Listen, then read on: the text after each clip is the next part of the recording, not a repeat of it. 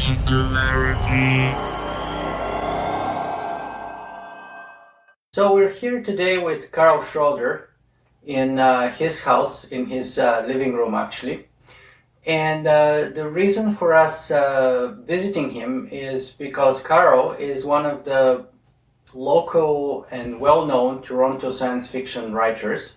But he's also, interestingly enough, one of those rare, to my knowledge, science fiction authors who, in fact, have a degree in foresight also. So, welcome to the show, Karl, and thanks for having us in your house. Well, thank you very much for inviting me to be on the show. It's going to be a lot of fun. I hope so. I hope so. So, let's begin our conversation today with your background, and perhaps you could share with us how and why you got interested in becoming a science fiction writer in the first place. Well, it was interesting. I was very, very young when I discovered a couple of books in the bookshelf in our house in Brandon, Manitoba, with Schroeder on the spine. It turned out that my mother wrote a couple of nurse romances when I was 2 or 3 years old, and had them published by Zondervan Books.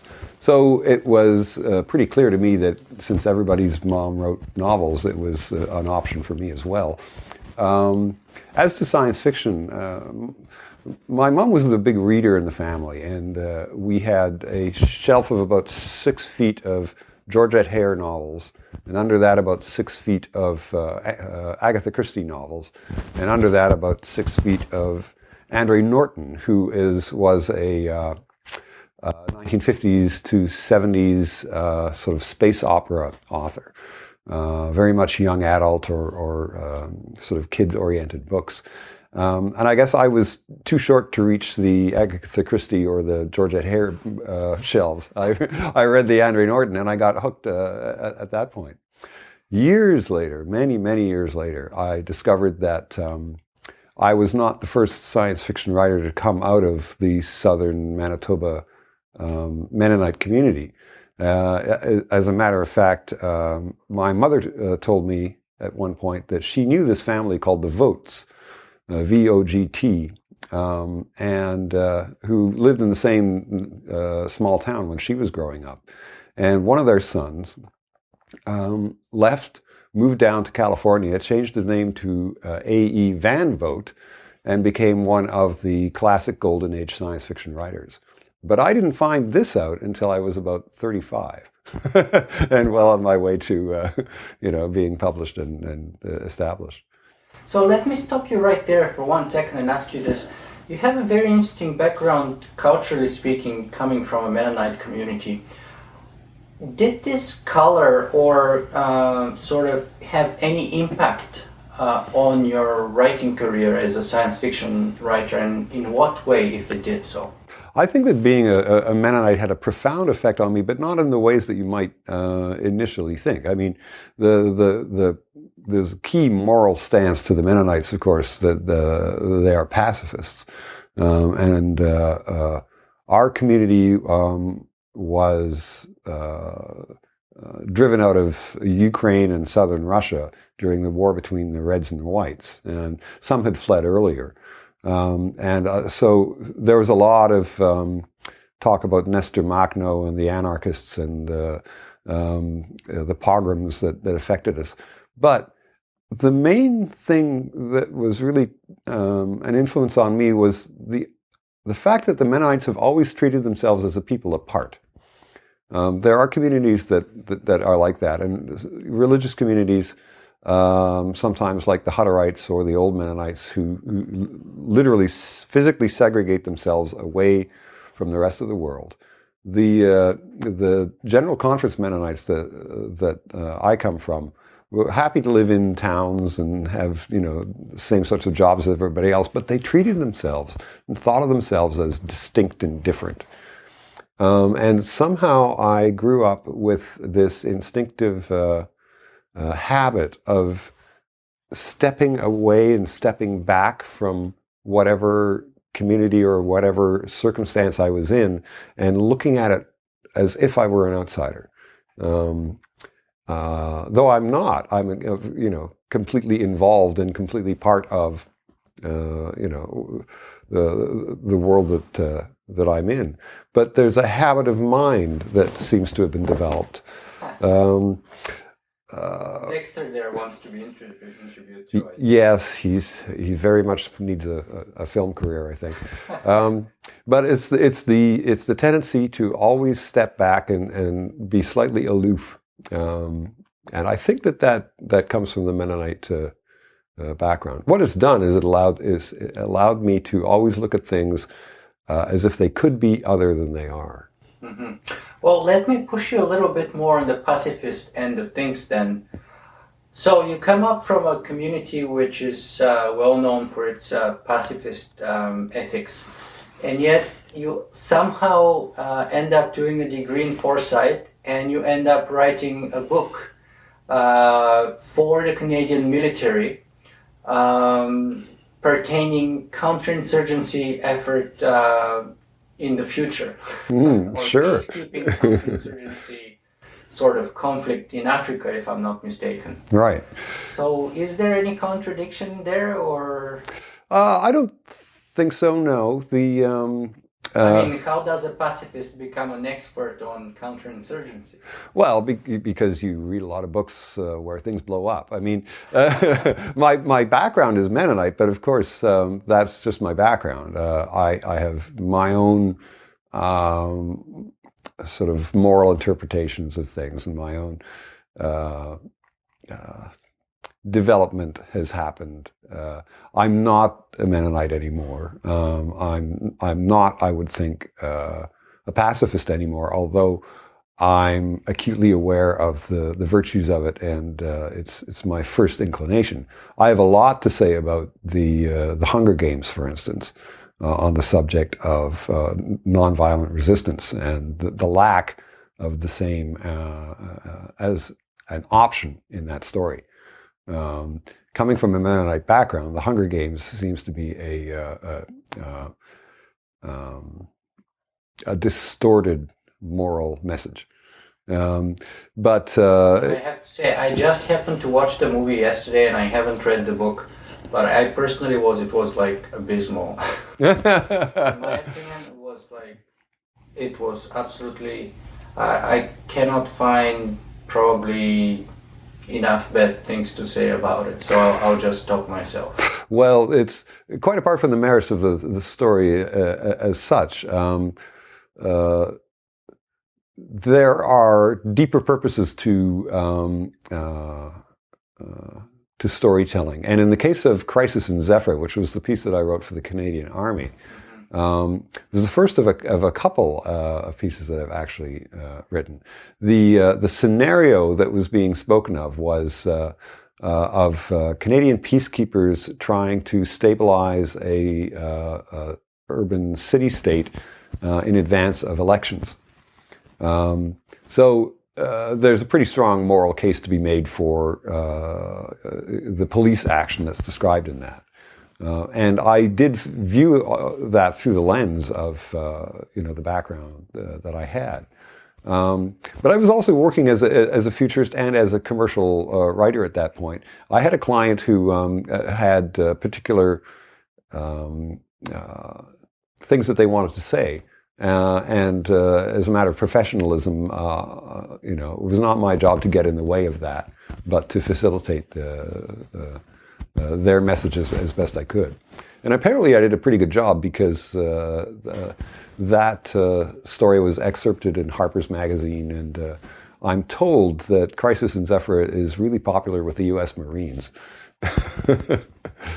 That's very, very interesting. So let's move on a little bit and dive into your foresight degree. So I get your early interest in science fiction, but there are very few other science fiction writers who actually have a degree in foresight. So why get a degree in foresight in the first place? I don't think that there was such a thing as a degree in strategic foresight prior to a few years ago. Futurism is something that evolved out of the Rand Corporation and military simulations in the post-war era. And it didn't really start to become a discipline in and of itself until the 70s or 80s, perhaps at the earliest.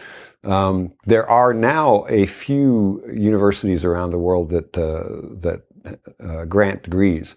There's one in Hawaii, for instance. There's one in Australia, Brisbane, I think. I just interviewed John Smart last week for Singularity One-on-One, and he told me he's also another well-known futurist. I don't know if you're familiar with him. Mm-hmm. And he told me that the first program in the world that was created in the 1970s at the heyday of the Apollo program was at Houston. Oh, yeah. In the University of Houston. Yes, that wouldn't surprise me. There've only been a very few places where such things have been offered. And Ontario College of Art and Design has recently become a accrediting university. And they offered a new degree program in 2008 in strategic foresight and innovation. It's a kind of a design view of the future. And I had been telling my wife that I would never go back to school unless the perfect program came along, and then the perfect program came along, so I leaped on it. It was a 2-year part-time program and covered everything from systems theory to human factors design, qualitative research methods within foresight, history of foresight, workshopping, and scenario design, and all of these things. Much of which I'd already been doing because I had been doing foresight work since about 2002 for various clients, like the military. So how is it helping a science fiction writer to go through a program like that? Well, it turns out that science fiction and foresight serve slightly different ends, and they're kind of complementary. Which I suppose I knew in a vague sort of way. But the foresight work has given me a whole set of new tools for looking at the future and for looking at situations. For instance, technological developments and potential developments. And situations or scenarios that look like they're entrenched and unchangeable. For instance, the current technological mix that we have right now, built around roads, highways, cars, fossil fuels, and so on. It's extremely difficult to imagine that being transformed. Science fiction writers try and do so using the tools they've got, but foresight gives you a whole new set of tools for doing it. And my science fiction has gotten a lot more interesting since I took the degree, I think. And my foresight work has always benefited from the science fiction. So perhaps I should stop you here and just ask you for a second to differentiate between foresight and science fiction. Mm-hmm. So what is foresight? How is it different from science fiction? And what is science fiction in its own right? People have a tendency to think that foresight is or has something to do with prediction. But it's actually impossible to predict the future. Rather than trying to predict the future, what people do when they do foresight is attempt to build resilience in the face of unpredictable change. And that involves imagining alternative futures. Typically, if you have a single view of the future, you are already in trouble. The idea is to have a spectrum of possibilities in mind and then design strategies for your organization, yourself, or your government or whatever, that will make you successful in the broadest possible number of situations. It sounds a little bit dry, but basically what it boils down to is you're trying to inoculate yourself against surprise. You're not trying to find out what will happen, but when the inevitable surprise comes along, you want to be ready for it. Science fiction, on the other hand, is all about developing a particular stance towards the future and towards change in general. And again, that sounds pretty dry. I'm sort of leaning into the academic side of it here. But science fiction is about possibilities for which a probability can't be assigned. And foresight is often about the same thing. We spend much of our lives trying to gauge what's likely to happen. Science fiction gives us a way to speculate about sheer possibility, like perfect or absolute possibility, unconnected to probability, unconnected to likelihood or plausibility or any of those things that sort of chain us down to the ordinary. Because it does that, it allows our imaginations to go places they otherwise wouldn't be able to do. And in foresight, the same ability, the ability to simply imagine purely possible, if improbable futures, allows us to find the gaps in our own preparedness. So let us attempt to do a little foresight exercise here in that case then. And let me invite you to do so with the following questions. So if you were to weigh the technological singularity as one possible future event, how probable do you think it is? I would not assign a probability to something like the technological singularity. I tend to think of the singularity not as a possible event, but as a theory of change. But there are other theories of change that are possible. Well, let's rewind that a bit or sort of unpack it.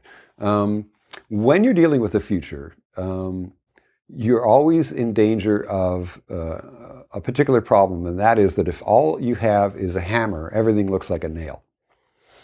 If all you have is one model for change or one model for the future, then everything that you see and all of your planning is going to be predicated on that.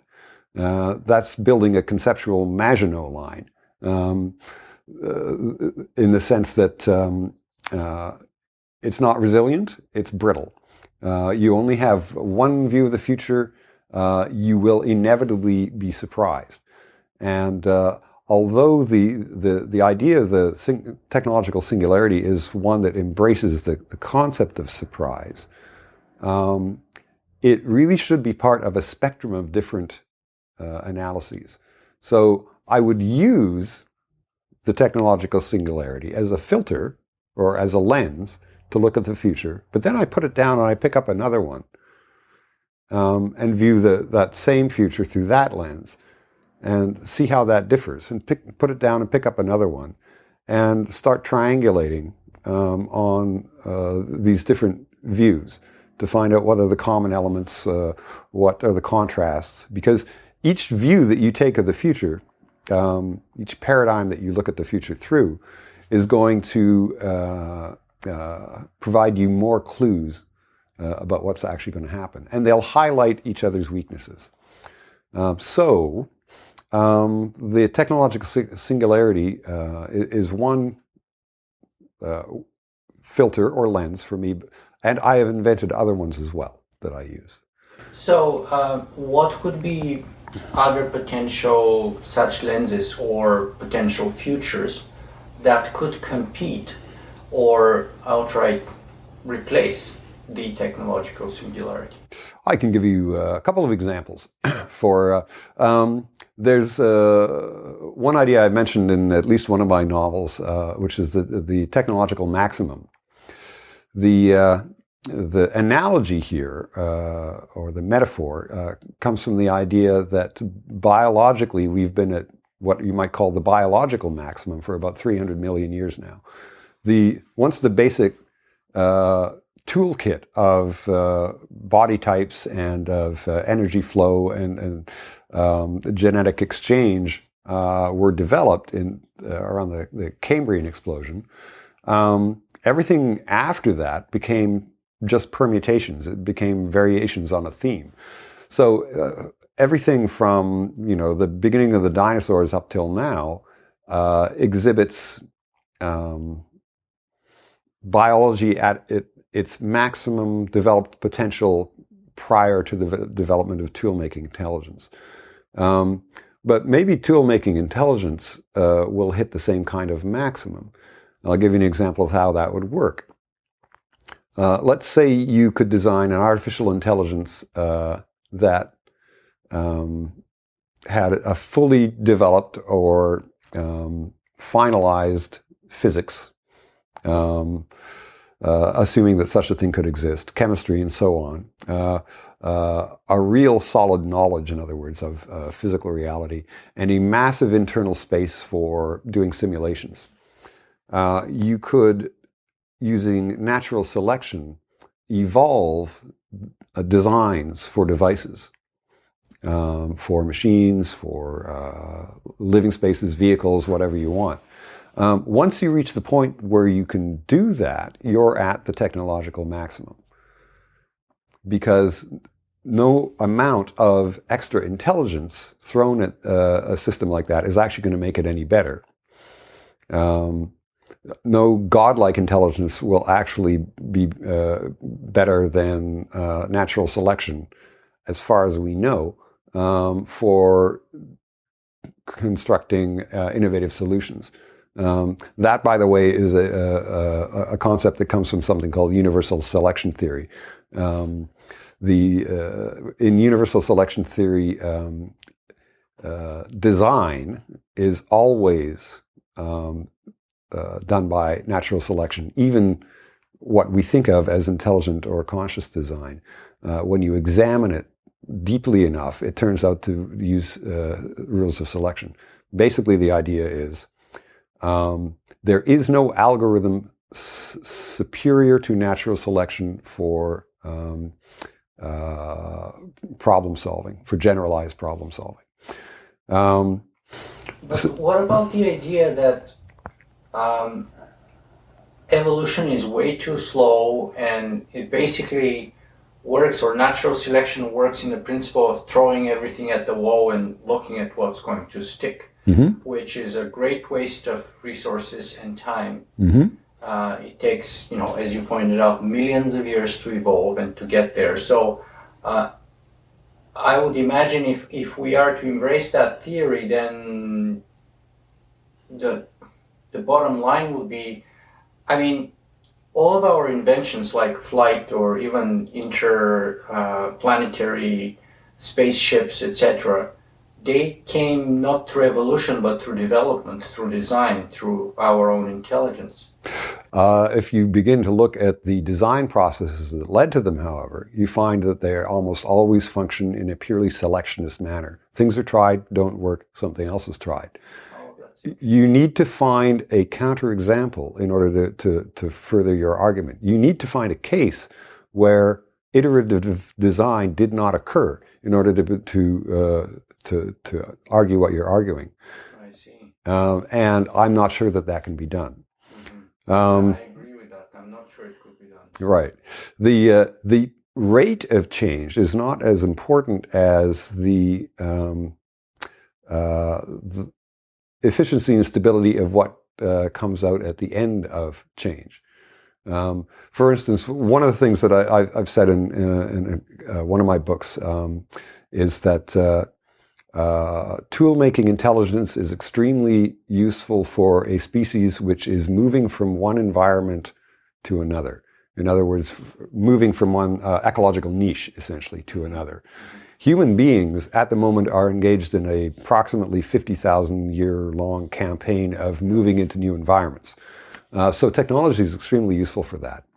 Once you are established in a new environment, technology ceases to be the best tool for living in that environment. Direct adaptation becomes superior. Really? Well, think about it. If I'm using tools, then I'm expending all kinds of energy and resources to build things, to use things, whereas if I'm directly adapted to my environment, I don't need to expend that sort of energy at all, to use those resources. Yeah, but it seems to me, for example, people have been living, say, the Innu or the Eskimos, they've been living near the North Pole or in the northern hemisphere for thousands of generations, perhaps, and we still need clothes. They still Sure. need to wear, their tools, because clothes are in a way tools. Be it seal skins or bear skins or whatever, to survive. And I mean, if they were to wait to evolve in order to be able to adapt to such an extreme environment, they would most likely die out.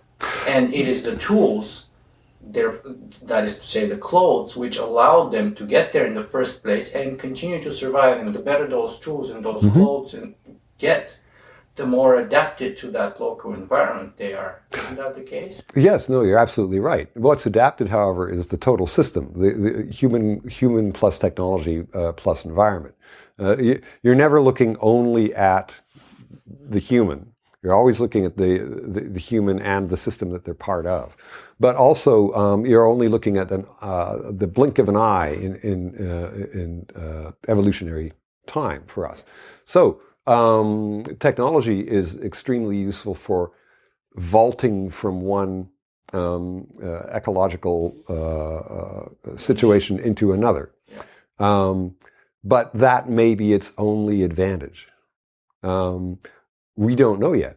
This is a question that I've raised. The idea of the technological maximum is designed to raise questions like that. So it produces a second lens that we can use as a contrast to the idea of the technological singularity. I'm not suggesting that it's true, any more than I would suggest that the singularity is true. But once you have those two lenses, you begin to be able to create some very interesting products, contrasts, ideas, analyses. That's a very interesting idea for me, because to tell you the truth, I wasn't familiar with it, and I will definitely do my homework and educate myself further on that topic. But so let me ask you then, what is the other potential lens that you mentioned? There's another model of the future that I specifically designed to sort of poke Werner Vinge a little bit. Because Werner, of course, is one of the primary authors and evangelists for the singularity. Yes. And I've created something I call the rewilding as a different perspective.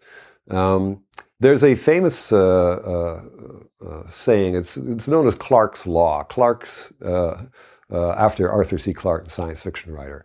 And Clarke's Law states that any sufficiently advanced technology is indistinguishable from magic. So my version of that is Schroeder's law, which is that any sufficiently advanced technology is indistinguishable from nature. If you have to use technology, you are not being successful. That is the first sort of principle related to the idea of the technological maximum. If you are using technology, you are in a situation where you are not well adapted. If your technology itself stands out from the natural system that it's a part of, then it's in a state of thermodynamic equilibrium and is also not well designed. The better designed your technology, the more it will become indistinguishable from the environment that it is in.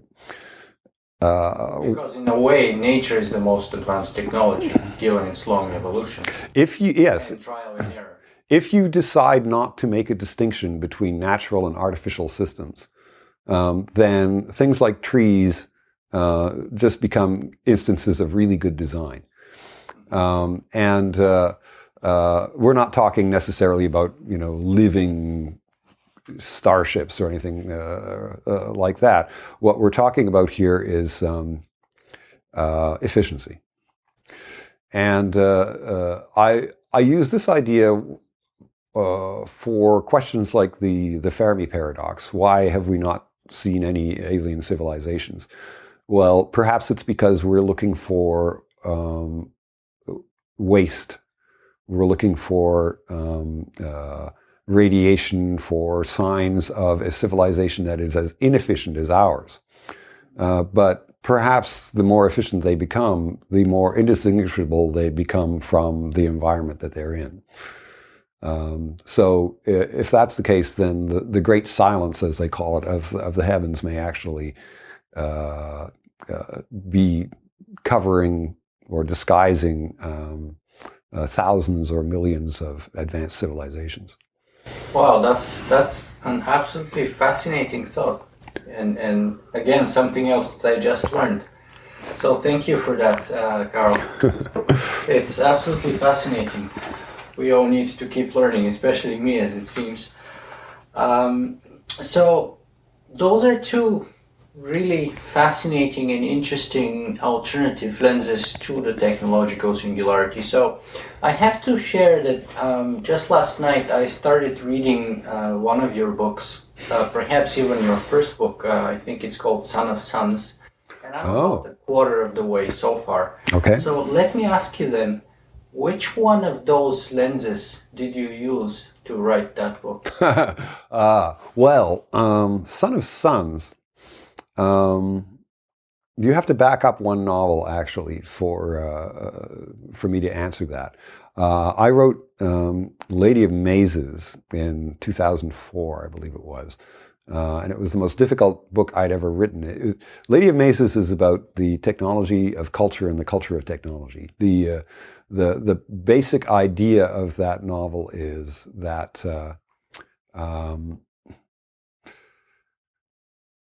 we should be able to control the technologies that we allow into our lives. And it's set in a theoretical future world where you can decide what technologies will and will not exist for you. That's basically what the aim is to do, isn't it? Yes.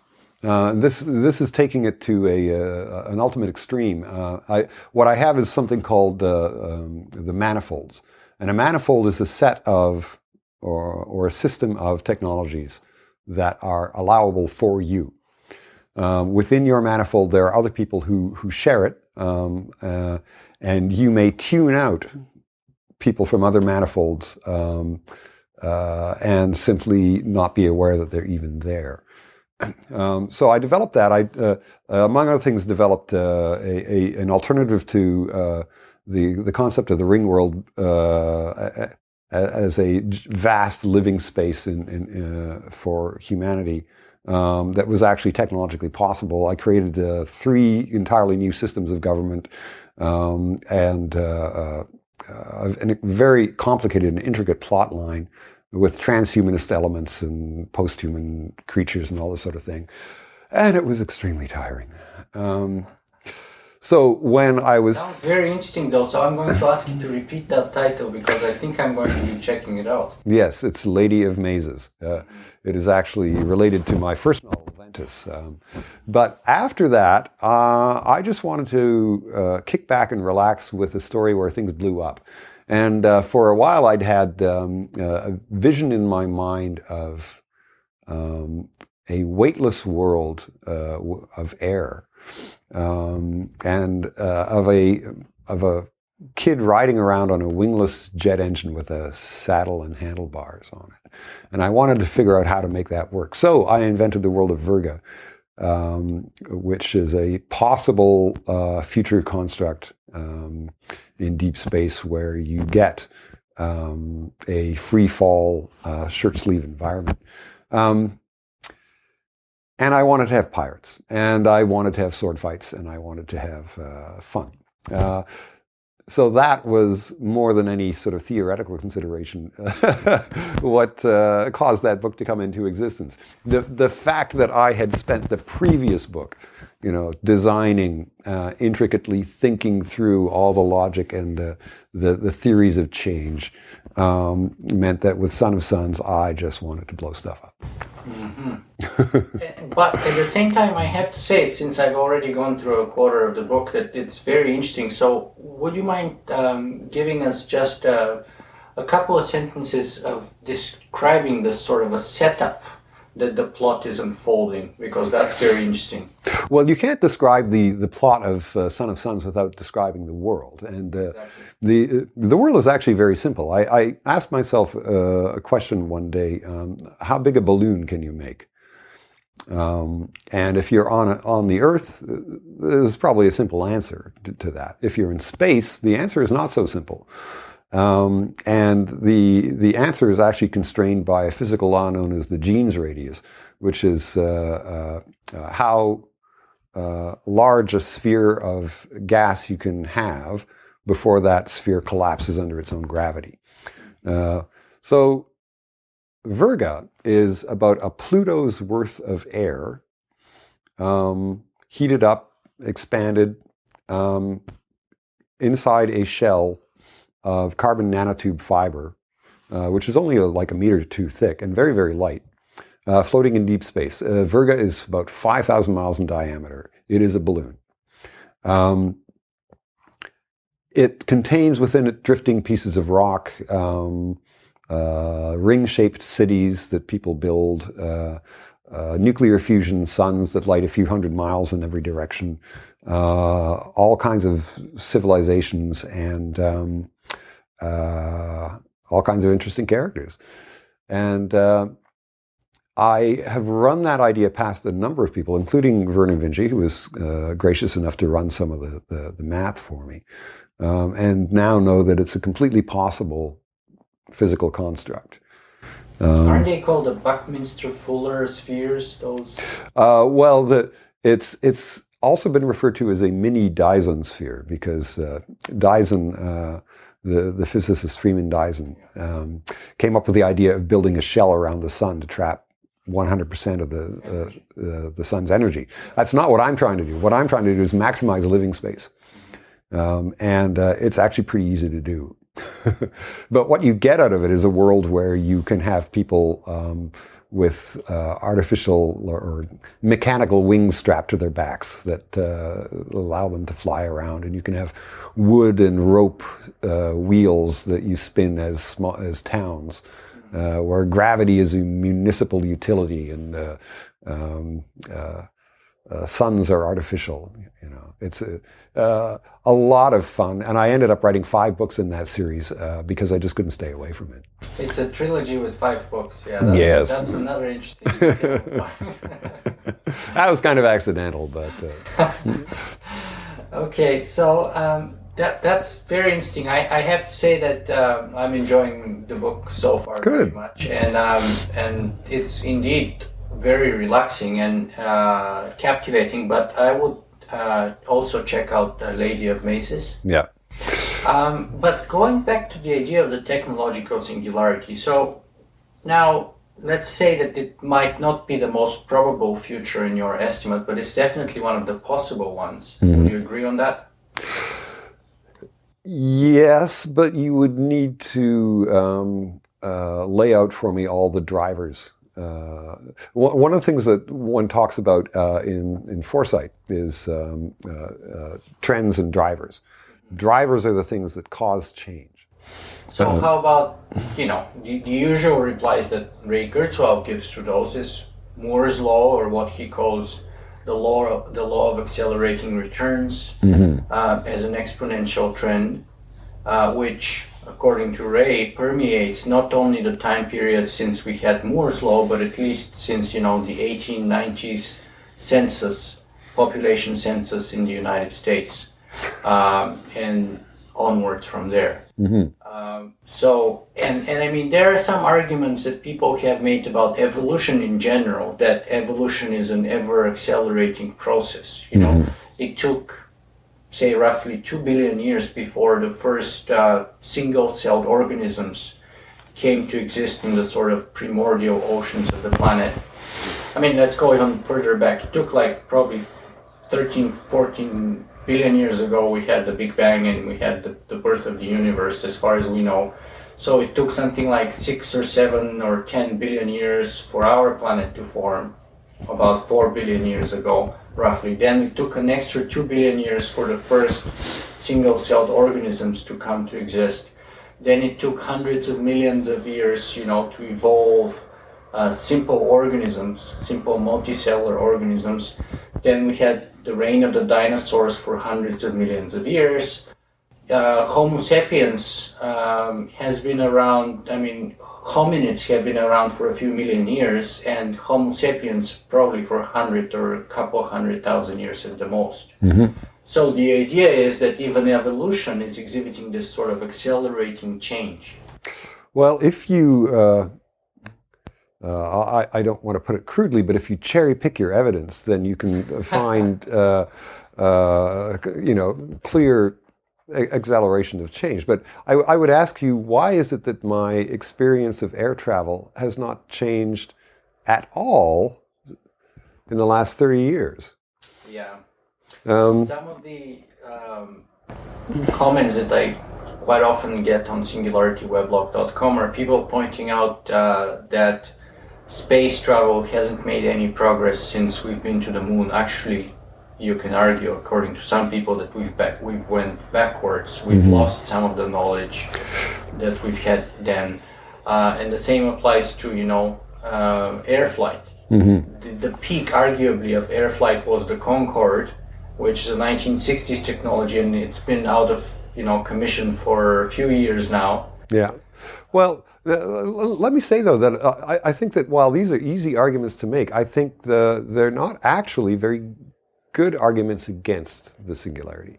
A more nuanced question about the singularity is whether any system can experience exponential growth if only parts of it are exponentially growing.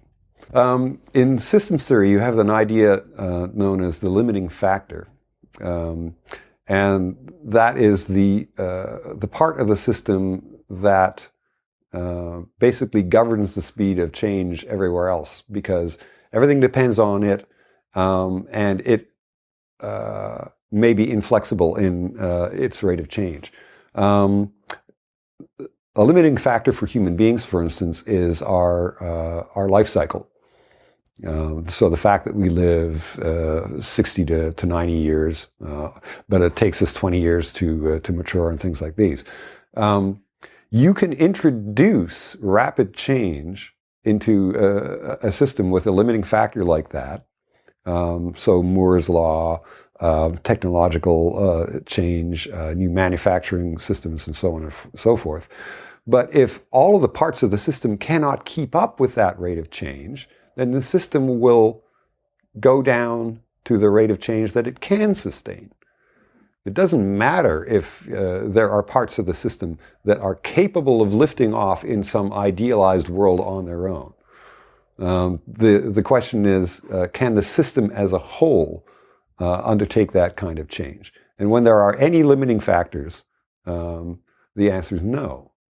You can destroy the system, you can reconfigure it, but in the case of human-driven change, for instance, the limiting factors will almost always be, have to do with us. So one of the limiting factors in terms of translating the exponential growth of computing to the rest of our civilization, in your opinion, is longevity. Not longevity so much. Inertia. There's inertia of various kinds: social inertia, psychological. I'm trying to get that thought that you said that human lifespan is 60 to 90 years, and I'm trying to push you on it and see if you would admit that perhaps we have made some progress in the last 100 years or so, or maybe for the last 2,000 years. And perhaps we would even make faster progress within the next 50 to 100 years in terms of life expectancy. Oh, absolutely. No question of that. And then my argument would be perhaps that would change from a limiting factor to not being a limiting factor anymore. Well, a limiting factor of what? Of what I'm looking at is the rate of change. And right now, human beings have a certain speed at which they can adapt. You can learn a new profession at a certain rate. You can learn a new city that you've moved to at a certain rate. Now, we can augment all of these things, but at a certain point, obvious questions such as why are we bothering come to mind. To take a slight different angle at the problem, another question you can ask about the technological singularity is, why do we assume that we have no control over the rate of change? If exponential change is threatening, whether it's a good thing or a bad, if it's in the offing, why do we assume that that it will simply happen?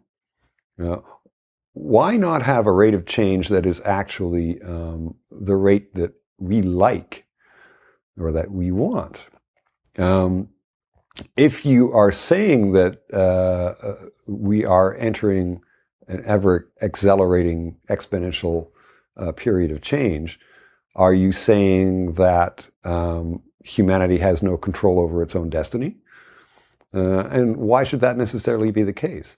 One of the things that's been annoying me for the last year or so, and I've been speaking about this fairly vocally, is how people, particularly in the science fiction community, but also in the technology community, can imagine anything changing, can imagine new scientific discoveries, can imagine biotech, nanotech, infotech, all these things being utterly transformative. And yet, nobody seems to be able to imagine that we might change the way that we govern ourselves. No one seems to be talking about the possibility that all of these tools that we have developed could be used to make the decision-making in large groups that human beings do more efficient, more equitable, more useful. And when you actually ask that question, you are getting right to the heart of the driver of change, the driver of that exponential curve. Why is it that it has to be ungoverned?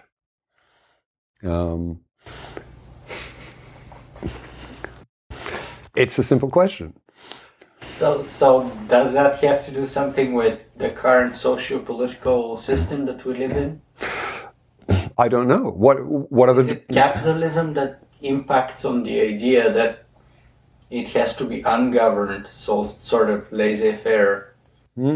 Or do you suppose like that we could sort of come up with a top-down approach which would allow us to, as you said, set the pace of our own development or become masters of our destiny in a way? Sure. The manifolds of the novel Lady of Mazes are a little sort of parable about this idea of controlling your own technologies. Why should we not be able to say, I want to live in a world of 1990s technology? I loved it, right? This is what I want to do. That's a very interesting question, but how do you resolve issues of personal freedom in a context like that? Because, for example, I can respect your right as a Mennonite or as an Amish to do so, but I do not respect the fact that you might want to prevent me. Well, Lady of Mazes is all about those issues and those questions, and I do have answers to those, but they're typically several hundred pages of plot development to get to them. Yes, there are many sort of cans of worms that are opened when you go that route, but the core questions remain, and the assumptions about that underlie the idea of the technological singularity as a historical inevitability, very much I'm acutely aware of them, and hence cannot get fully on board with that. And as someone who invents mythologies for a living, I can see the mythological side of the singularity, and that's again another thing that I needle Werner Vinge about is that's a very nice mythology you invented. Here's another one. Why not invent more? Why not have differences? I am not interested in arguments of inevitability when it comes to these matters.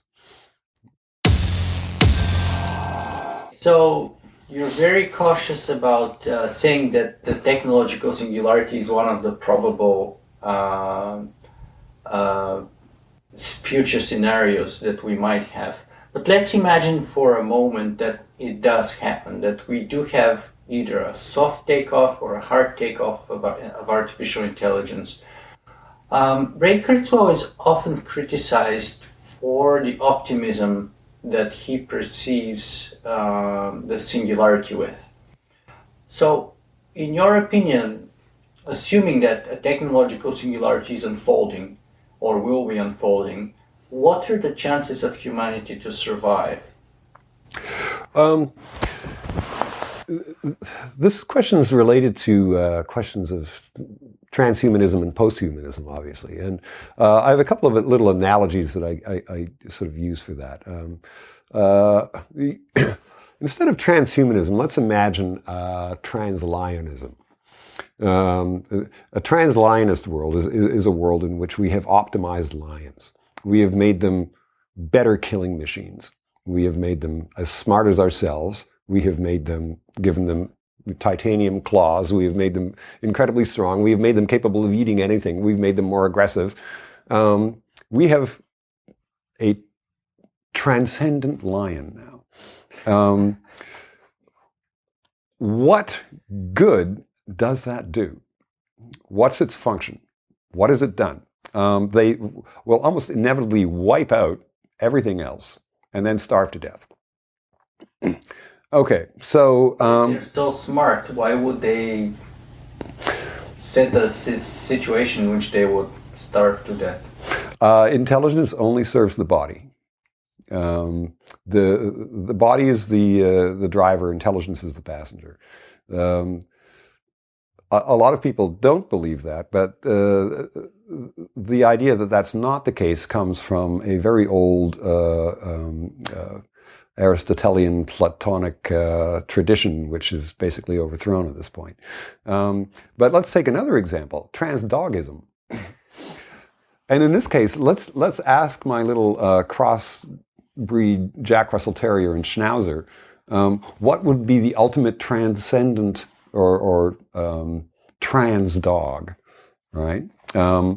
And we would have our own ideas about this, but let's ask the dog, and the dog would come up with ideas like, well, the perfect sort of transcendent dog would be able to pee on demand forever, right? Would be able to bark and shatter windows. So the dog has its own values, and it may think that it is transcending those values or imagining a transcendence of those values, but it's just amplifying those values. When we think about transcending our humanity, we're never transcending our humanity. We're just amplifying who we already are. And physically, I think we're likely to enter a translionist future, a future where we eat up all our resources, choke, and die, because we're already, most of the way there already. And psychologically, we're basically trapped in the transdogist manner. We don't know what something higher than humanity would be. We've only recently sort of figured out that evolution does not have a direction. And since evolution does not have a direction, the whole trans part of the transhumanist movement ceases to really be coherent. Rather than transhumanism, I believe in inhumanism.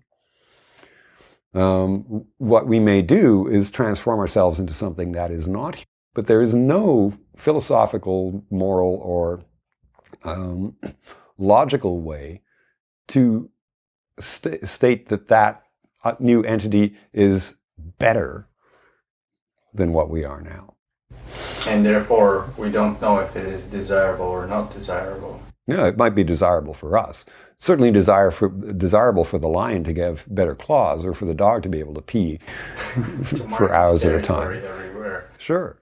But there's no objective measure for what would be better than humans. So what I would see in the singularity is rapid evolution, but not going in any direction. So rapid change. Taking the brakes off change, and what comes out the other end of that is whatever has actually been selected for to survive in the environment. Natural selection never, ever ceases to be in play. So the birth of super smart artificial intelligence would not sort of take control, if you will, of its own destiny and steer the usage of resources, or... It will do all those things, but it is still, while it does that, entirely under the control of natural selection. You never get out from under natural selection. It doesn't matter how smart you are. It doesn't matter how much control you have over resources. Natural selection always happens. You go forwards in time and you find out what's there and what's not there anymore. That's how natural selection works. So you fast forward 1 million years, which of these transcendently intelligent human or superhuman entities are still around? Well, some of them died out. Some of them didn't. Right? Natural selection continues. It will always continue. The reason for that is that it's a logical function of entities moving in time. And it can't be circumvented by intelligence. I'm trying to find out where my logical flaw is in assuming that, if you're super smart artificial intelligence, survival is of the highest value to you. Therefore, you would probably do your best to arrange, your environment in the most favorable way towards your survival. Sure, and that may involve getting rid of systems that are too costly for you. And one of the costliest systems that you will almost immediately get rid of will be thinking. Thinking is something that takes all kinds of resources. And is absolutely unnecessary for most successful organisms. If you're successful, you shouldn't have to be thinking. If you're on the golf course and you're trying to, put the golf ball from here over there, if you're thinking about it, you're probably not going to do a very good job. When you master a task, you know that you've mastered it because you cease to think about it. Thinking is, again, like technology, one of those transitional activities. It allows an organism to go from situation A to more favorable situation B. But once you're in more favorable situation B, you no longer need to think. And this is one of the problems with the idea of transcendently intelligent computers is, what the heck are they thinking about? What is all of this thinking for? Because there are no systems in the human body that do not have a biologically oriented function, and that includes thinking. It's all about survival and being on the Darwinian treadmill. You don't get off it, even if you are a super intelligent computer. So, putting aside the actual or potential trends of artificial intelligence, what about other developments such as genetics, robotics, and nanotechnology, and so on? All of these are great sort of enablers of change, and fantastic sources of resources and power. I mean, it's easy for me to imagine fast forwarding 100 years or 200 years to a state where we are dismantling many of the planets in the solar system, building Dyson swarms around the sun, capturing all that energy, building computronium matryoshka brains, and living forever and all that sort of thing. But time always passes, and the universe always selects. This never ceases. So you may have a rapid, enormous flowering of life and civilization and technology and so forth. But in the longest of long runs, it is going to be natural selection that determines which of these systems continue to survive. And the ones that are selected for might be intelligent and conscious, but I don't see any particular reason why they should be, because for 500 million years now, we've had great success on this planet without really needing intelligence. Organisms are just as likely to become, to evolve to become more complex or to become less complex. Evolution is a random walk with what's called a left wall. In other words, organisms can get more complicated, but there's a minimum to how complicated they can be.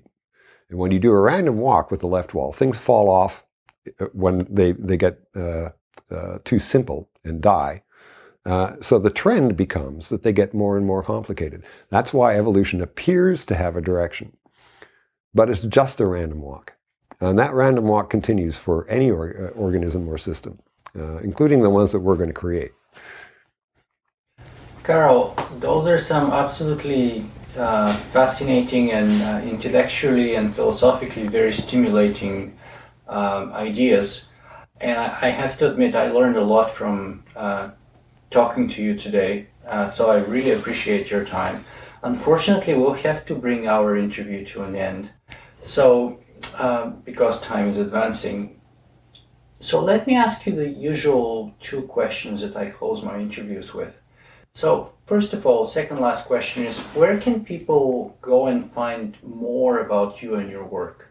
Because I mean, if my viewers feel the same way that I feel right now, I want to find out a lot more about what you do, and I want to read a lot more of your books.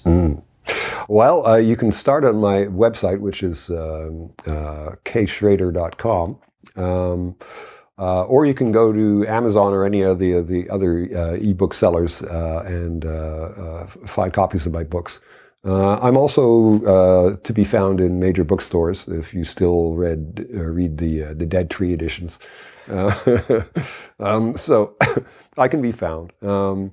And if you know any of the other people working in this area, some of them know me and know my work and probably have opinions. What would be a good book to start with? Because I know you have a few books.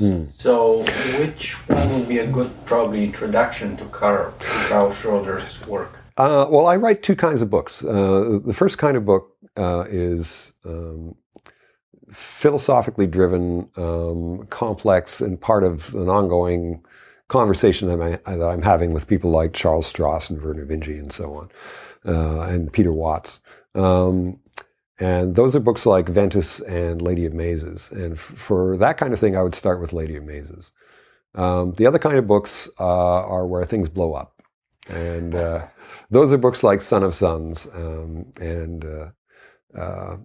And I have books that straddle things like that. Permanence, for instance, is a space opera that asks the question of how can you construct a permanent civilization, not just a long-lived one, but a permanent one.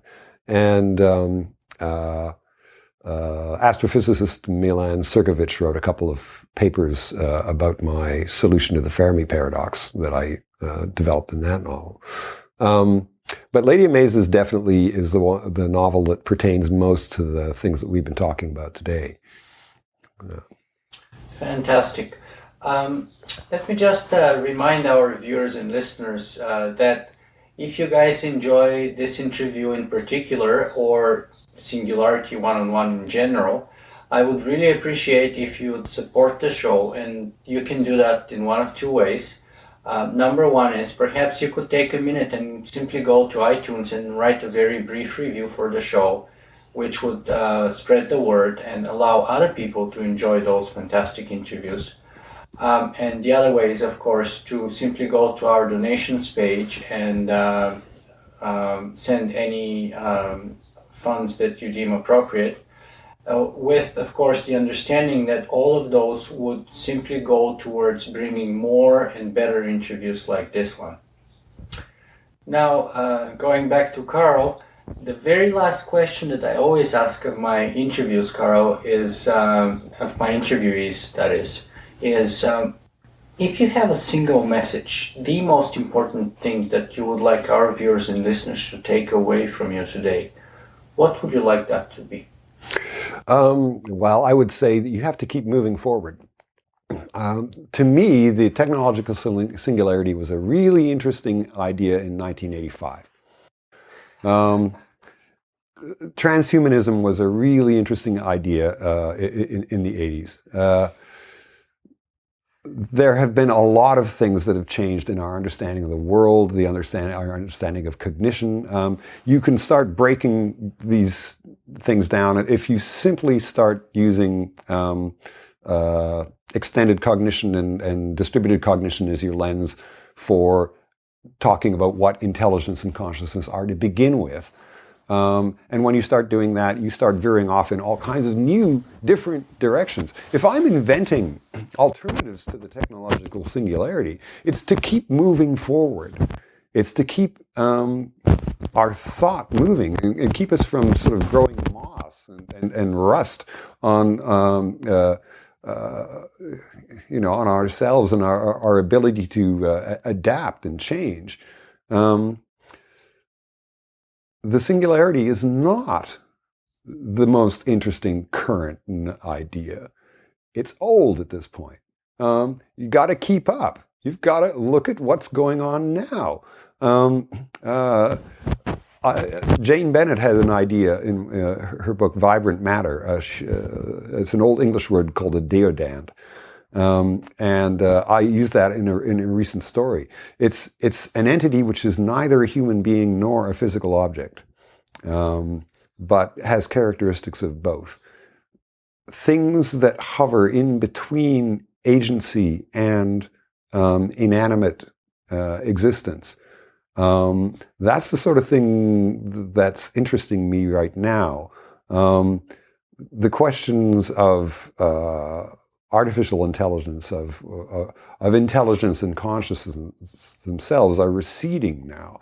More interesting and new questions are coming to the fore about a kind of new version of vitalism. There's a new sort of movement of philosophy coming out of Europe called speculative realism that's incredibly important.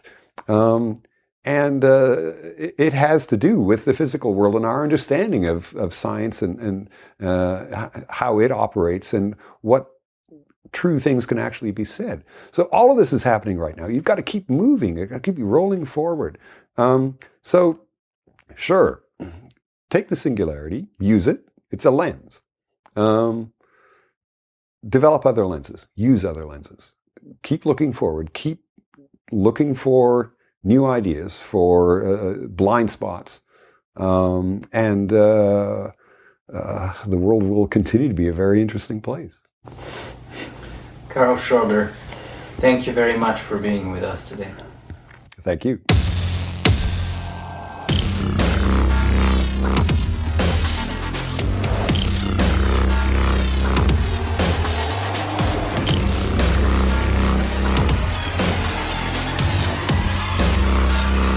Singularity.